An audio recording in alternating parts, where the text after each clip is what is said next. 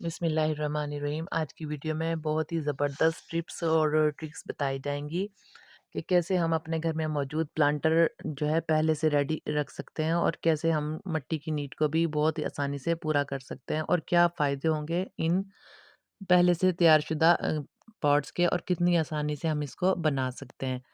याद रहे कि जो भी प्लांटर की मिट्टी होती है, अगर ज़मीन में बनाई जाए तो खाद वो बहुत ही बेहतरीन होती है, लेकिन जिस तरीके से ये इसमें डलने वाली जो खाद इस्तेमाल हुई है और किचन स्क्रैप इस्तेमाल हुआ है, वो भी ज़मीन की बनी हुई खाद से बहुत ही ज़्यादा बेहतर होगा और बहुत आसान तरीके से, ख़ास तौर पे उन लोगों के लिए जो टेरेस पे गार्डनिंग कर रहे हों और जिनके घर में जो है ज़मीन में खाद बनाना मुकम्मल तौर पे पॉसिबल नहीं होता। तो बहरहाल और बहुत सारी चीज़ें हमारी सिमट जाती हैं और बहुत सारी आप देख भी रहे होंगे, इस गमले की कंडीशन टूटा हुआ गमला था, ये नर्सरी से लिया है बिल्कुल लो कॉस्ट में और एक थोड़ी सी सीमेंट लेके सारे गमले एक ही दम हमने जोड़ लिए। इसका बार आसान सा तरीका है और इस तरीके से करते हुए बहुत सारी चीज़ें जो हैं हमारे मेस जो क्रिएट हुआ होता है घर में, वो भी संभल जाता है। और सबसे आसान बात, एट अ टाइम आपको, अगर आप गार्डनिंग के शौकीन हैं, ढेर सारे प्लांटर आपको एट अ टाइम मिल जाते हैं। और दूसरी मज़े की बात ये होगी, पहले से तैयारशुदा जो गमले होते हैं, उनके लिए क्या आसानी होती है कि उनको रेडी करने के बाद हम वाटरिंग करते रहें और जो भी हम लोगों ने केमिकल इसमें इस्तेमाल करना है या ऑर्गेनिक खाद, तो उसकी जो गरमाइश है वो कम हो जाएगी। अच्छा जनाब, ये है वो लोकेशन जो मैं बता रही थी कि बग़ैर ज़मीन के हम किस तरीके से जो है खाद घर में रेडी कर सकते हैं। ये मैंने होममेड एक क्यारी बनाई है, खुद अपने हाथों से सीमेंट की एक मैंने क्यारी बनाई है। बहरहाल इसको बनाने में कोई इतना जो है हार्ड एंड फास्ट रूल इस्तेमाल नहीं हुआ है। सिंपल सी सीमेंट की मैंने ये क्यारी बनाई है। इसकी लंबाई गहराई भी आप अच्छे से देख सकते हैं। जो भी आने वाला स्क्रैप है इसके अंदर जमा होता रहता है और जो गार्डनिंग के दौरान जो क्लीनिंग होती है वो भी स्क्रैप के ऊपर डलती रहती है। रफ टफ सी एक साइड पर पड़ी है ये, और ये है वो मिट्टी जो अच्छी तरीके से वेल कंपोज हो गई है। ये देखें, इसके अंदर भी जनाब पील्स हैं, सिर्फ पील्स हैं और थोड़ी बहुत मिट्टी जो गार्डनिंग के दौरान होती है इस्तेमाल, वो इसके अंदर डाल देते हैं और इसका अब बिल्कुल जो है आप देख सकते हैं कितनी भुरभुरी हुई हुई है और ये अच्छे तरीके से ड्राई होने के बाद एक शॉपिंग बैग में, और इसमें मौजूद अंडे के छिलके भी अभी आपको नज़र आ रहे हैं जो कि वेल कंपोज नहीं हुए, उनका भी इतना इशू नहीं है। तो ये मिट्टी जो है, मैंने अब जो रॉ मटेरियल है किचन का, जैसे कि मैं दिखा रही थी मूंगफली के छिलके वगैरह, इनको अभी टाइम लगेगा डिकम्पोज़ होने में। इसके अलावा घर में हमने जो चिड़ियाँ रखी हुई हैं छोटी-छोटी, उनकी भी जो मेस होता है वो भी हम इसी के अंदर डाल देते हैं। तो बहुत ही सबसे बड़ी बात ये होती है, काउ मैन्यूर की तरह ये भी फुल ऑफ नाइट्रोजन होता है और इसमें डले हुए जो छोटे-छोटे से बीज होते हैं, बरसात के मौसम में इनके अंदर भी ढेर सारी जो जड़ी-बूटियाँ निकल जाती हैं, जो कि हमें कोकोपीट की तरह वाटर रिटेंशन रखने में अच्छी साबित होती हैं। ये देखें, ये जैसे मूँगफली का छिलका बहुत टाइम लगेगा, तो इस तरीके से प्लांटर बनाकर और किचन स्क्रैप के साथ और तमाम छिलकों को डालकर बहुत ही बेहतरीन सा सोइल मिक्स हो जाएगा। जब इनकी ज़रूरत होगी तब तक ये प्लांटर रेडी हो चुके होंगे और वेल कंपोज़ की हुई जो मटीरियल है वो मैं इसकी ऊपर वाली लेयर अच्छी-सी लगा दूँगी। और याद रहे कि ये प्लांटर मैंने अच्छे खासे फिल किए हैं। वक़्तन फ़वक़्तन अगर 2 बारिशें होती रहीं या फिर कभी ना कभी इन पे पानी, तो ये तमाम सी चीज़ें जो हैं, इनकी गरमाइश जो है कंपोज़ की, और अगर इस स्टेज पे जैसे मैं पानी में एप्सम सॉल्ट मिला हुआ है डाल रही हूँ। एप्सम सॉल्ट के भी फ़ायदों पे मैंने एक वीडियो अच्छी-सी बनानी है। तो एकदम से अब इसके अंदर हम प्लांटेशन नहीं करेंगे, ये हमारे रेडी पड़े रहेंगे। और सबसे अच्छी बात है कि मेस क्रिएट जो भी हुआ है वो तमाम का तमाम इसके अंदर है और गार्डन में पड़े हुए बुरे नहीं होंगे, सब ये लगेगा कि बस हमारे जो प्लांटर हैं वो रेडी है।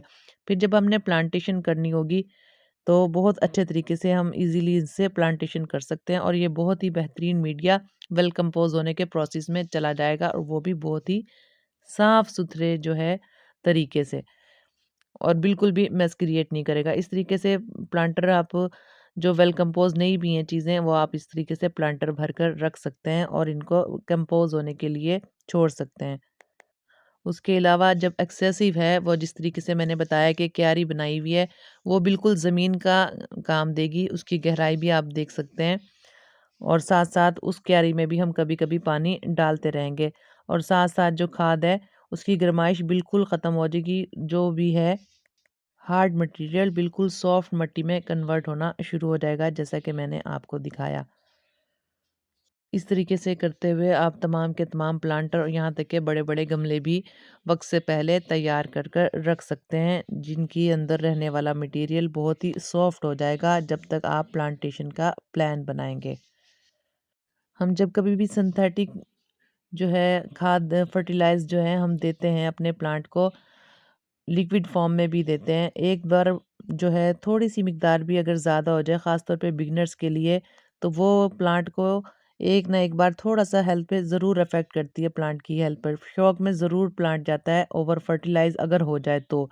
या थोड़ी-सी भी मिक़दार अगर ज़्यादा हो जाए नॉर्मल रूटीन से, प्लांट जो है उसको सर्वाइव करना थोड़ा मुश्किल लगता है। तो इस सूरत में अगर ओवर फर्टिलाइज़ भी अगर है, वो आहिस्ता-आहिस्ता डिकम्पोज़ हो जाएगा, बिल्कुल सॉफ्ट मटेरियल में कन्वर्ट हो जाएगा और मिट्टी भी नरम हो जाएगी जब तक इनकी बारी आएगी प्लांटेशन के लिए। और बारिशों के दिनों में इसी क्यारी में ढेर सारा जो है घास-फूस इतना ज़्यादा आप ले सकते हैं कि आप किसी भी प्लांट की बेस में लगाकर ख़ास तौर पे सक्यूलेंट की या जिन चीज़ों में आपने हल्की-फुल्की मॉइस्ट चाहिए होती है, मॉइस्ट ज़रूरत होती है जिन प्लांट्स के लिए, उसमें भी आप इस्तेमाल कर सकते हैं। और सबसे अच्छी बात जो हो इन प्लांटर की, अगर आप टेरेस पे गार्डनिंग कर रहे हैं, तो ये जो आपके पॉट्स रेडी होंगे, इनका वेट बहुत ही कम होगा, बिल्कुल लाइट वेट होंगे। अगर हम टेरेस गार्डनिंग कर रहे हैं तो हम हार्ड मिट्टी जो है उसका इस्तेमाल करेंगे अपने टेरेस पर, तो बहुत ही भारी रहेगा और टेरेस पे भी बोझ होगा। और सबसे अच्छी बात कि फंगस का इफ़ेक्ट कम ही रहेगा प्लांट्स पर, क्योंकि ये ओपन एरिया में पड़ी हुई है और कंपोस्ट भी है, बहुत अच्छे तरीके से ड्राई होना शुरू हो जाएगा। और भुरभुरी मिट्टी बहुत देखें, बनने के बाद जब ये कंपोस्ट रेडी होता है बहुत ही भुरभुरा होता है और बहुत ही ईज़ी होती है, ख़ास तौर पे अगर हम इस मिट्टी में कटिंग लगाएँ। कटिंग भी बहुत अच्छी चल जाती है, कटिंग को वैसे फर्टिलाइज़ की ज़रूरत नहीं होती है, लेकिन मटीरियल जो है वो सॉफ्ट और वाटर रिटेंशन ना हो, उस वजह से इसमें कटिंग बहुत ही बेहतर चलेगी। मूँगफली के छिलके जो कि अच्छे ख़ासे हार्डी होते हैं, वक़्त के साथ-साथ खुद ब खुद ही कभी न कभी जैसे पानी इसको दें या बारिश के इस बाद नरम हो जाएँगे खुद ब खुद और सॉफ्ट और वाटर रिटेंशन रखने में, मॉइस्ट बनाने में बहुत ही अच्छा जो है साबित होंगे। तकरीबन हर किस्म के प्लांट्स इसके अंदर हम लगा सकेंगे। बहुत ही कम चांसेस रहेंगे कि अगर हम इसमें कोई कटिंग लगाएँ, वेल कंपोज़ हो जाने के बाद जब अच्छे से जो है ये प्लांटर रेडी हो जाएँगे, इनकी कंडीशन भी आपको खुद ही महसूस होना शुरू हो जाएगी।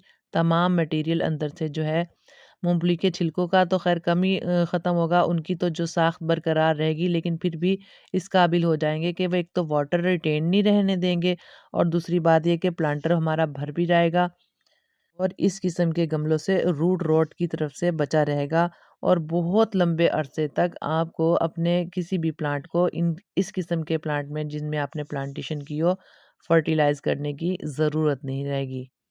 स्लो रिलीज़र फर्टिलाइज़ में इनका कोई भी कमाल नहीं होता। हर तरह का मटेरियल, नाइट्रोजन और हर जो प्लांट्स को ज़रूरत होती है, हर तरह का मटेरियल इनमें मौजूद होता है और वेल कंपोज़ भी ये आटों पर होते ही रहते हैं। ये देखें कि मैंने इस तरह करते हुए तकरीबन तमाम प्लांटर रेडी कर दिए हैं और जो मैंने टॉप लेयर है उनकी वो थोड़ी मैंने जैसे मैंने आपको दिखाया कंपोस्ट की लगाई है। और जब तक कि हमें इस्तेमाल करने की ज़रूरत पड़ेगी, इनकी जो मिकदार है आहिस्ता-आहिस्ता नीचे होना शुरू हो जाएगा, जैसे मैंने फुल भरे हुए हैं। तो जब ये बिल्कुल अपने लेवल से थोड़ा कम हो जाएगा लेवल, ये मैंने मिट्टी के प्लांटर भी भरकर रेडी कर दिए हैं और बस अब ये आटों पे पड़े रहेंगे।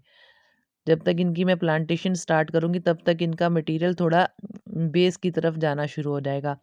तो फिर मैं एक लेयर लगाकर प्लांटेशन आसानी से कर दूँगी और बहुत लंबे अरसे तक के लिए मेरे ये प्लांट हमें फर्टिलाइज़ भी नहीं करना देना पड़ेगा, ना लिक्विड, ना कोई और फर्टिलाइज़र। वो फिर प्लांट की कंडीशन के हिसाब से अगर हमें किसी चीज़ की ज़रूरत पड़ रही है, पेस्टिसाइड की या किसी की, वो वक्तन फ़वक्तन फिर हम देख लेंगे, जिस प्लांटेशन करेंगे। और इस तरीके से करते हुए बाद में आप अगर पेंट भी कर दें इन पर, ये मैंने रेडी किए हुए हैं। और प्लास्टिक के पॉट्स जो मैंने आपको दिखाए हैं, इन पे भी पेंट हो जाए और यहाँ तक के जो मिट्टी के प्लांटर हैं, उन पे भी पेंट हो जाए, तो ये बहुत ही अच्छी कंडीशन में आ जाएँगे। और जो ना इनका मटेरियल जो आप देख रहे हैं, मिट्टी जो नज़र आ रही है वो भी बिल्कुल इसी तरीके से मैंने रेडी की हुई है और प्लांट्स की हेल्थ भी बहुत अच्छी रहती है इस सोइल मीडिया में। और बहुत ही अच्छा इफ़ेक्ट रहता है हमारे गार्डन में और एक सीक्वेंस बन जाता है कि किस तरीके से हम अपनी गार्डनिंग स्टार्ट करें लो बजट में और बहुत ही थोड़े रिसोर्सेज में। ये तकरीबन बेहतरीन और अच्छी मिसाल साबित होती है। नॉर्मल सा पेंट लेके आप तमाम के तमाम जो है प्लांटर इस तरीके से पेंट करके खूबसूरत बना सकते हैं, चाहे वो मिट्टी के हों चाहे प्लास्टिक के। पेंट करने पे भी मैंने वीडियो जो है अपने चैनल पर डाली है। बहुत शुक्रिया। आज की वीडियो में यही था कि किस तरीके से हम प्लांटर को बेहतरीन बना सकते हैं। बहुत शुक्रिया अपना और अपने प्यारों का ख्याल रखिएगा। आपके माइंड में कोई भी क्वेश्चन है आप मुझसे कमेंट बॉक्स में पूछ सकते हैं। अल्लाह हाफिज़।